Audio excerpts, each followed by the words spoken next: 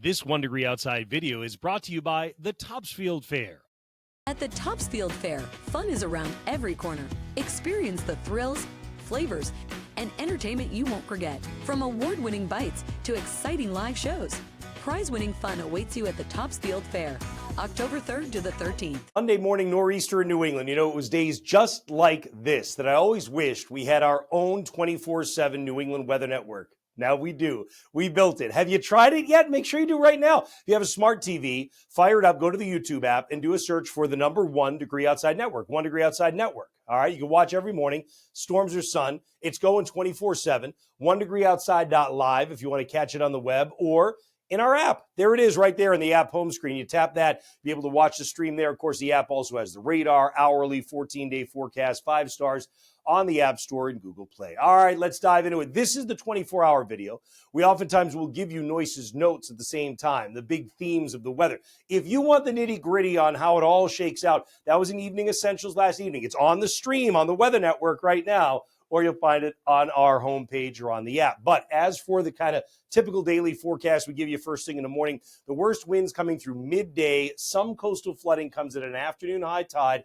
Most of that's going to be minor coastal flooding, and a lot of it's going to be from Boston south and east, South Shore, Cape. South Coast may tickle moderate coastal flooding when you get along the Connecticut coastline. Much of it will be minor, however. Heaviest rain is going to come down for today with a chance of thunder embedded in on the Cape and the Islands during the late day and evening. There will still be showers tomorrow. In the worst drought areas of New Hampshire and Maine, don't see nearly as much rain as we see farther south. And by the way, for rainfall totals, I shared those in that Evening Essentials video that's still available for you as well. But generally, it's 2 to 4 inches of rain when you get from Boston south and east. It's 1 to 2. And the rest of southern New England, it drops off a lot to the north. You can see at midday today, there are showers anyway, all the way up into northern New England, although northern Maine gets sunshine today, and there's not much near the Canadian border. Look at the downpours at 6:30 this evening, still embedded in, right? That chance of thunder getting mixed in on the Cape and the Islands as well, and off and on downpours embedded in, especially along the Route 3 corridor, where if you're going to see locally higher amounts above 4 inches, it's got to be in that corridor. It's possible somebody would hit a 6 if you got enough downpours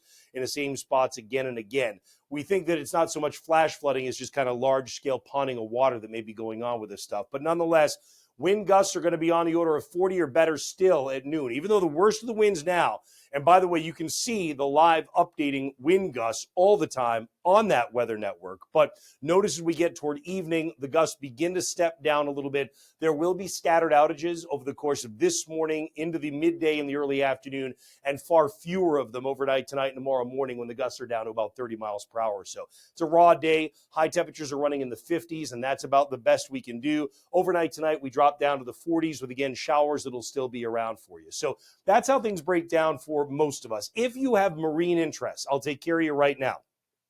Here's the setup on the water. Sustained winds are going about 30 to 35 miles per hour as we get into the afternoon. They're more now into the first part of the day. In terms of sustained wind and waves at the south coast of New England, you're generally a 10 to 15 foot sea. Of course, a little bit less, but still significant when you get around our sounds, right? Notice your sustained winds are blowing about 30, 35. This is for the afternoon, right? This is coming off of this morning's worst wind. You're still blowing with gusts at the south coast, going at 50 miles an hour or so in a whole bunch of spots back out toward Block Island. So the farther north that you come, we're talking about still sustained winds into the afternoon of 30 to 35. Notice your seas are built 15 to 20 feet when you get outside the National Seashore and out by Stellwagen. In terms of gusts along the eastern coastline, we're talking about 50-mile-an-hour gusts continuing into the afternoon at some place like Stellwagen or at the Buoy. When you start getting right along the coast, you've probably dropped back down into the mid-40s. And then when you get along the coast of Maine, well, we've got a lot of swell, but the wind is not as strong, right? It's gusty. I mean, you're blowing steady at 25. You're gusting 35 to 40 down to a Bigelow Bight. But get the idea that you're talking about what's going to end up being less wind along the coast of Maine than you're going to get farther down to the south. We had a great live stream about all of this and the chances of this thing trying to become subtropical. We really went deep into the jet stream pattern and everything in our Patreon member, 1 Degree Outside member chat yesterday for Inside Track members and above, membership.onedegreeoutside.com. That's how it looks for now. Hope you have a great start to your day. We'll keep you updated. Those updates will keep coming on the Weather Network, and of course, we'll put them out via all of our social media and on our app as well.